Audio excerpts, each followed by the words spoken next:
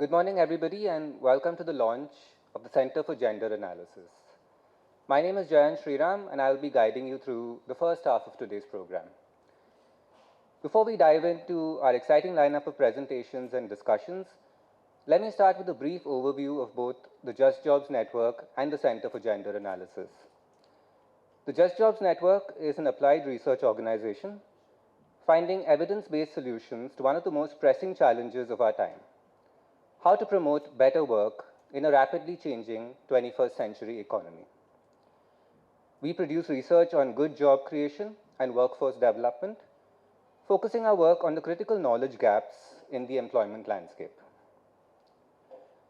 The Center for Gender Analysis is a pioneering initiative of the JustJobs Network and is committed to conducting comprehensive assessments of public governance tools, including systems, policies, regulations, and budgets.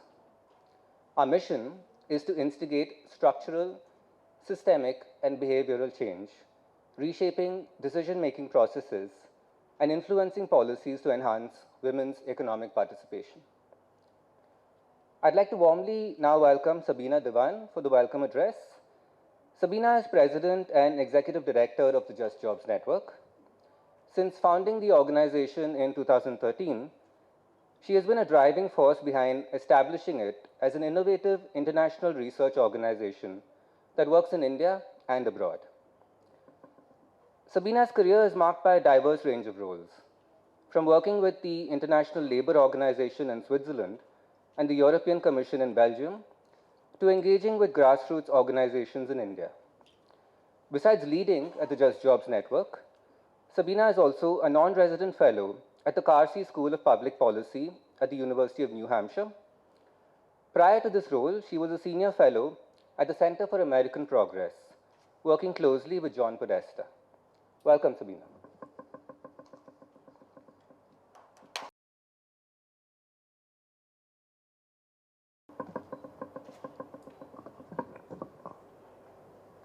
All right. Thank you, Jan. And good morning, everybody. Thank you so much for joining us. I'm grateful to Ms. Aarti Ahuja, Secretary of the Ministry of Labor and Employment, for joining us today. We appreciate all of your efforts in tackling some of the most difficult issues of our time, from migration and skills development to financing for social protection. And through it all, you've had unwavering commitment to women's empowerment. So thank you for being here.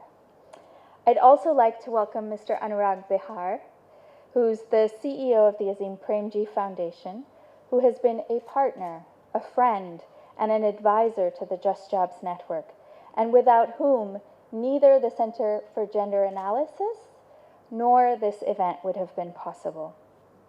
This year marks the 10th year of the JustJobs Network, and it is with great pride and hope that we look forward to everything we will accomplish with the Center for Gender Analysis. So where did the impetus for CGA come from? My father was the first feminist I ever met. He was an agronomist who would spend long days in agricultural fields in some of the most abjectly poor parts of the country and the world, where food production was a challenge. And invariably, when he'd come home from work, he would talk about his day, and he would speak of the women who were on the front line of agricultural fields. He would speak of the women that even in dire circumstances, such as drought or war, worked hard in the fields, laboring to give their children a better chance to break free from the cycle of poverty. Hearing my father, I realized that women are so different from men. We are different. We are stronger. We're more resilient. And we're relentlessly committed to our children, to our families, to our communities. And we do all of this to realize the promise of a better future for all. Over the years, it has become clear to me that when we talk about gender equality, we are not asking to be treated like men. We are asking that our immense contributions be valued in their own right. This led me to the inevitable question, then why aren't women's contributions valued? And why, despite years of fighting to be seen, our contributions to be recognized, and a great deal of public attention from governments, donors, and researchers, why then does the needle move so little and so slowly? It was precisely as I was having this conversation with Anuragji that it emerged that these biases are systemic. And what's worse is that often those with privilege are blind to their own privilege. So we design a program or allocate a budget, and only once it is underway and it becomes apparent that it's not working for women, that we ask ourselves, oh, how do we fix the problem? Let's take an example. Prior to 2017-2018, female labor force participation, something that's widely discussed, had been declining for several years.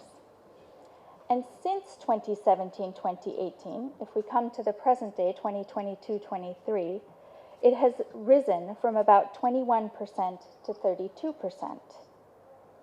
So how do we deal first with the decline and then the increase? And is the increase something that we should be excited about?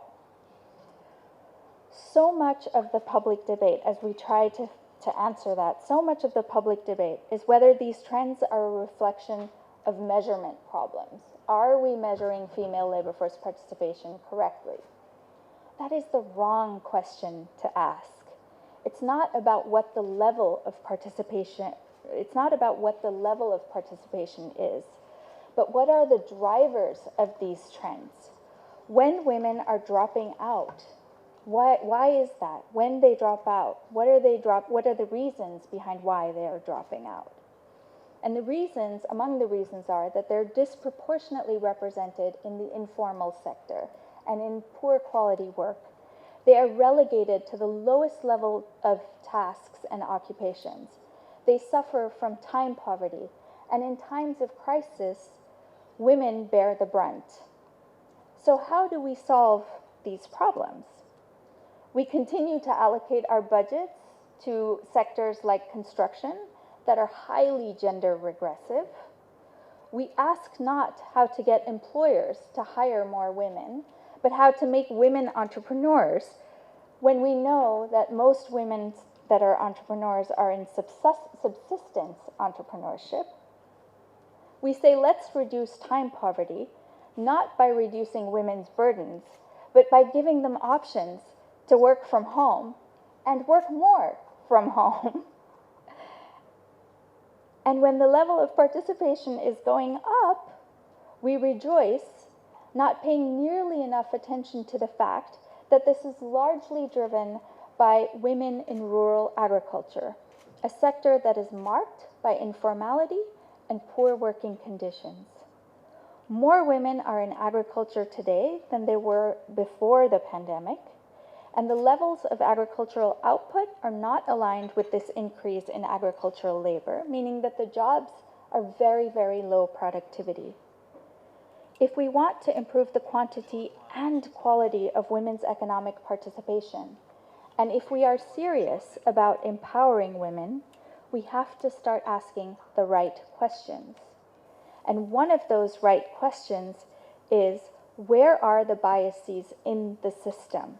How do we ensure that policies, regulations, budget allocations, and programs take women's needs and their resourcefulness into account ex ante at the design stage and not ex post at the outcome stage?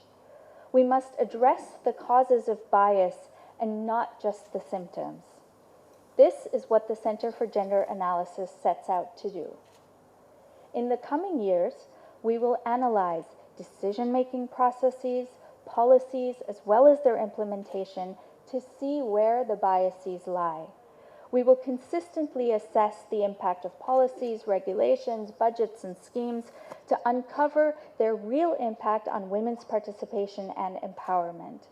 And we will work with policymakers, practitioners, businesses, and grassroots organizations to help instigate change where change is needed.